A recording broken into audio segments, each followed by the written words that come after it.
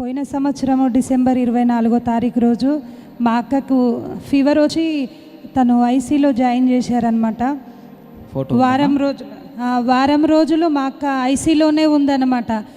మా అమ్మ కూడా లేదు. మా అమ్మ చనిపోయి 16 సంవత్సరాలు అవుతుందన్నమాట.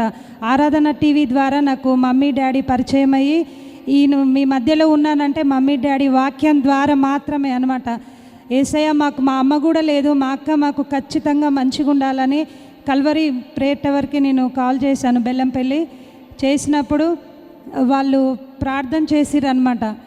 మా అక్క మంచి ఆరోగ్యంతో ఇప్పుడు మా మధ్యలో ఉన్నది. వారం రోజులు ఐసీలో ఉందన్నమాట. మా అక్క ఎవ్వరితో మాట్లాడలేదు.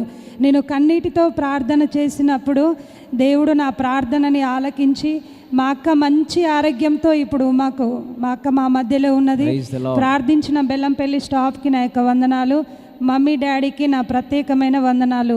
నా భర్త విషయంలో కూడా దేవుడు అద్భుత కార్యాన్ని చేసి తను లీస్ట్లో చేసేదన్నమాట వర్క్. ఓన్గా తనకి ఒక పనిని ఇచ్చాడు.